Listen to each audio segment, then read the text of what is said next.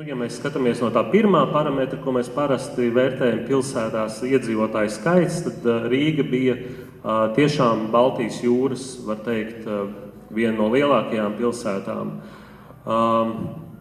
Un kas bija Rīgas,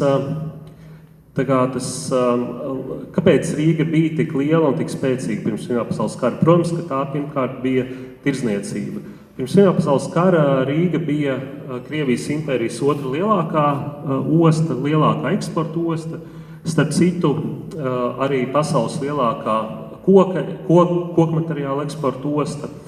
Un šeit es ieliku, lai parādītu to Rīgas attīstību, ir tāda vēsturniece Kaķa Vēzela, un es aizņēmos no viņas raksta par Rīgu kā globālu tirdzniecības centru.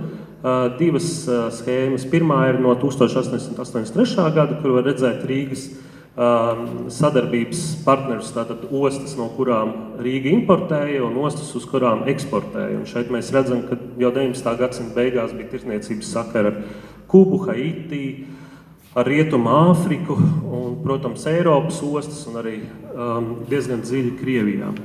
Bet 19. gadsimta beigās un 20. gadsimta sākumā Rīga ārkārtīgi strauji attīstījās, gan pateicoties Krievijas politikai, kur ievies ļoti augstas ievadu muitas un attiecīgi Rīga, šīs rietumu uzņēmumi atvēra filiāles Krievijas impērijā un savus ražotnes, tā skaitā Rīgā, un Rīga auga kā rūpniecības centrs, un bija jāimportē daudz izēvielu, un arī Rīga ražoja arvien vairāk produkcijas, kur eksportē arī arvien tālāk. Un pirms Pirmā pasaules kara mēs redzam, ka Rīgas tirdzniecības sakari jau aptver visu pasauli.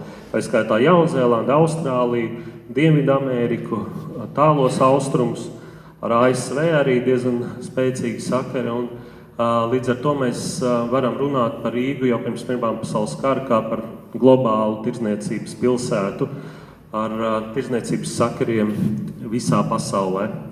Un kā jau es minēju, Rīgas rūpniecība. Rīga arī bija ļoti liela rūpniecības pilsēta, viena no lielākajām Krievijas impērijā un, protams, arī Baltijas jūras reģionā. Rīgā bija vismaz 369 rūpnīcas. Jūs zināt, ir liela meli un statistika, nevienmēr visu var uzskaitīt un jautājums, kā kurš ko skaita. Bet šeit ir tādi, teiksim tā, konservatīvākās aplēses par strādniekiem, 87,000 strādnieku, citu vērtē ap 100,000, salīdzinājumā Stokholmā bija 33,000 strādnieku. Rīgā gadā saražoja produkciju vairāk kā 220 miljonu zelta rubļu vērtībā, salīdzinājumā Stokholmā divreiz mazāk ražoja. Un Rīga tiešām ļoti strauji attīstījās pirms Pirmā pasaules kara. Šeit veidojās ļoti ievērojami spēcīgi rūpniecības uzņēmumi. Tas pats Unions, kas bija Krievijas impērijas lielākā elektrotehniskā fabrika. Šeit ir attēls no gumijas rūpnīcas Provodņika galošu ceha, kurā vienlaikus strādāja 2000 cilvēku. Un es vēl nedaudz kā tādu spilgtāko piemēru gribu nedaudz pakavēties arī pie Provodņika, jo ķīmiskā rūpniecība 20. gadsimta sākumā bija kaut kas līdzīgs, kā mūsdienās mēs runājam par mikročipiem, par kaut kādu augstāko high-tech, kas bija iespējams. Un Provodņiks bija viena no pasaules lielākajām ķīmiskajām rūpnīcām, otrs lielākais gumijas riepu ražotājs pasaulē, un tie apjomi tiešām bija fantastiski. 14,000 darbinieku rūpnīcā strādāja, pārstāvniecības Berlīnē, Vīnē, Parīzē, Londonā, Valencijā, Teherānā un daudzās citās pasaules pilsētās. Un arī atbilstoši, kā jūs varbūt iedomājaties mūsdienu, vissekmīgākos, lielākos globālos kaut kādus IT korporācijas, tāpat arī Provodņikam bija gan sava ķēgļu zāle darbiniekiem, biljardu zāle, notika dārzā koncerti un tā tālāk. Tā uzņēmuma dzīve bija ļoti interesanta un spilgta. Vēl ko es īsumā, protams, es nevaru daudz stāstīt, man nav daudz laika, lai es stāstītu par Rīgu no dažādiem aspektiem. Tas, ko es gribēju nedaudz pieminēt, bija ir tas, ka es arī mūsdienās ik pa laikam dzirdu, ka lūk šo skaisto Rīgu pirms Pirmā pasaules kara, kas bija Krievijas impērijas sastāvā, ka viņi būvēja Krievija par savu naudu un kad mums ka šīs ēkas ir un visa infrastruktūra un tā tālāk ir tapusi pateicoties Krievijai. Daļai, protams, tas tā ir, jo Krievijas varas iestādes dažādas ministrijas īstenoja šeit lielus infrastruktūras projektus un tā tālāk, bet tas, ko parasti cilvēki nezina un ko es vēlos padalīties, ir tas, ka Rīga kā Vidzemes guberņas galvaspilsēta bija viena no lielākajām nodokļu maksātājām Krievijas impērijā. Un tas, cik Rīga un Vidzeme samaksāja nodokļos, ievērojami pārsniedz tās investīcijas, ko mēs saņēmām atpakaļ no Krievijas. Un 1913. gadā tā starpība bija gandrīz 23 miljoni rubļu. Tātad mēs Vidzeme un galvenokārt Rīga kā lielākais nodokļu ģenerētājs samaksāja Krievijas budžetā par 23 miljoniem vairāk nekā saņēma atpakaļ. Cik daudz ir 23 miljoni rubļu? Strādnieka vidējā gada alga bija apmēram 300 rubļu, nedaudz virs 300 rubļiem. Krievijas īstenotais pēdējais lielais mega projekts Rīgā dzelzceļa tiltu uzbūvēšana maksāja 3 miljonus rubļu. Centrāla cietums, viss tas milzīgais komplekss, izmaksāja 1 miljonu rubļu. Un tā kā Vidzeme, un tā skaitā galvenokārt Rīga, katru gadu sūtīja uz Krieviju 23 miljonus rubļu, pretī tā kā saņemot kaut ko, bet ne tik daudz. Un arī mēs skatāmies uz iedzīvotāju skaitu, Kurzeme arī tāpat, kurzemnieki maksāja līdzīgi daudz, subsidēja Krievijas budžetu kā vidzemnieki, un no tām 12 visturīgākajām guberņām Vidzeme un Kurzeme tātad bija kādi 4., 5. šajā rangā, kas maksāja vairāk nekā saņēma. Un te es ieliku arī karti, lai varētu redzēt, kur tā Rīgas nauda aizgāja.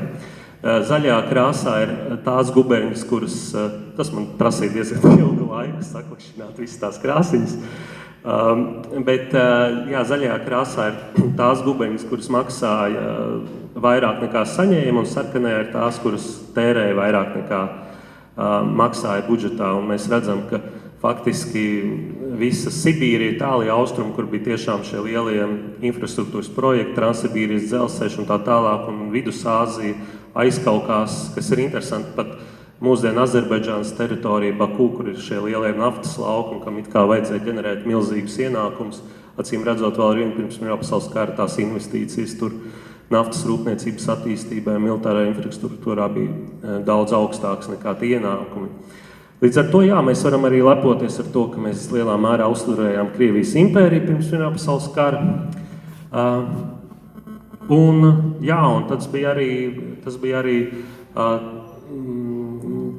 tā Rīgas jauda nodrošināja arī to, ka bija iespējams tapt šai skaistajai, modernajai, lieliskajai Eiropas pilsētai.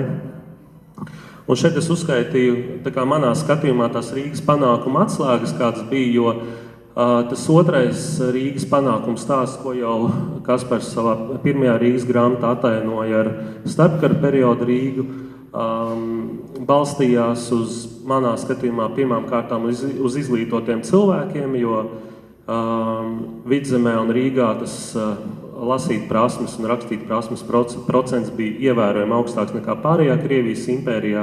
Un šeit īpaši būtu jāizceļ arī Rīgas Politehniskais institūts, kas bija Eiropas un līdz ar to pasaules mēroga tehniskā augstskola, kas tiešām sagatavoja izcilus kadrus gan Rīgas rūpniecībai, tirdzniecībai, šim visām transporta un inženieru tehniskajām lietām.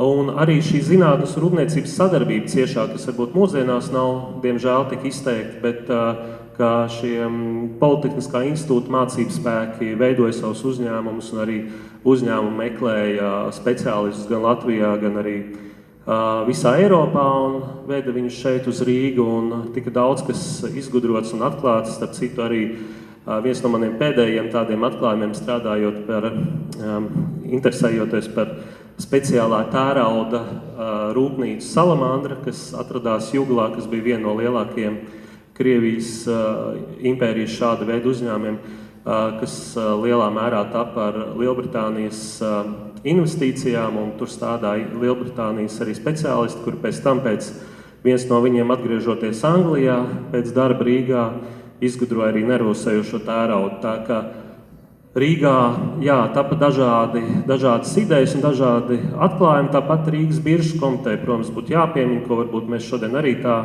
neatceramies, bet Rīgai kā tirdzniecības pilsētai bija ārkārtīgi svarīga tāda saliedēta, mūsdienīgi domājoša, ļoti aktīva tirgotāju kopiena, ko arī vadīja šī Rīgas biržas komiteja. Un tad, protams, arī nacionālo, kā es to mūsdienās arī savā pēdējā grāmatā nosaucu, es runāju par latviešu korporāciju, bet Rīgā pastāvēja vairāk šīs korporācijas. Vācbaltiešiem bija sava saliedēta kopiena, kas principā arī vadīja Rīgas tā laika sabiedrisko, ekonomisko kultūras dzīvi. Latvieši apvienojās, lai konkurētu ar vāciešiem savā korporācijā, veidojot biedrību, kredītiestāžu tīklu un cenšoties konkurēt ar vāciešiem, virzot latviešus, attīstot latviešu uzņēmējdarbību. Tāpat ebrejiem bija sava spēcīga kopiena, un visām šīm etniskajām kopienām, konkurējot savā starpā, arī Rīgai tā deva arī papildus izaugsmu. Protams, dažādu iespēju izmantošana, ko mēs redzam arī pēc Pirmā pasaules kara, kas principā iznīcināja šo Rīgu, kur jūs redzēsiet grāmatā, varbūt ēkas daudz palika, bet tie cilvēki ļoti lielā mērā nomainījās, un arī Rīga līdz pat Otrajam pasaules karam neatguvās ekonomiskā ziņā no tā Pirmā pasaules kara trieciena un arī iedzīvotāju skaita ziņā. Bet tik un tā pēc Pirmā pasaules kara, neskatoties to, ka viss bija jāsāk no nulles, Rīga ļoti strauji attīstījās. Es arī viens no pēdējām grāmatām ieliku tabuliņu, kur es skaitīju, kāds tad bija Latvijas un kāds bija Rīgas iekšzemes koprodukts 1935. gadā. Un, ja jums ir laba redze, jūs varat redzēt, ka Rīga jau bija gandrīz Dānijas un Lielbritānijas, no Šveices, kas bija tā laika visbagātākā valsts pasaulē, atpalika, bet bija augstāks dzīves līmenis Rīgā nekā Nīderlandē, Beļģijā, Zviedrijā, Vācijā. Te gan, protams, atkal statistika, vai ne? Liela meli un statistika, jo, diemžēl, mums nav tādu salīdzinošu pētījumu par Eiropas lielpilsētām, un mēs nevaram tādu korektu rāngu izveidot, bet tas ir tā nedaudz tādam ieskatam, kur Rīga atradās, un tieši tas, ka saglabāja speciālistus, saglabāja izglītības sistēmu, saglabāja iepriekšējos pirmskara sakarus, kas bija tirdzniecības sakari, kas bija izveidoti ar visu pasauli, kā mēs redzējām tajā nelielajā kartē. Arī bija iespējams mūsu sviesta, bekona eksports, koksnes eksports, jo tie savstarpēji tirdzniecības sakari, personiskās pazīšanās saglabājās arī pēc Pirmā pasaules kara. Un tagad pats pēdējais. Es atļāvos, es būtu tik nekaunīgs ielikt arī savas grāmatas reklāmiņu nelielu. Ja jūs skatīsieties šīs skaitās bildes, skaistās ēkas, un varbūt jums radīsies jautājums, kas viņas būvēja un kā viņas tika būvētas.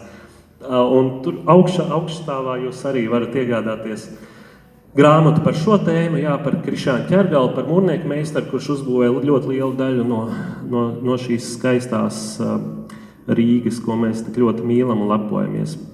Paldies jums par uzmanību!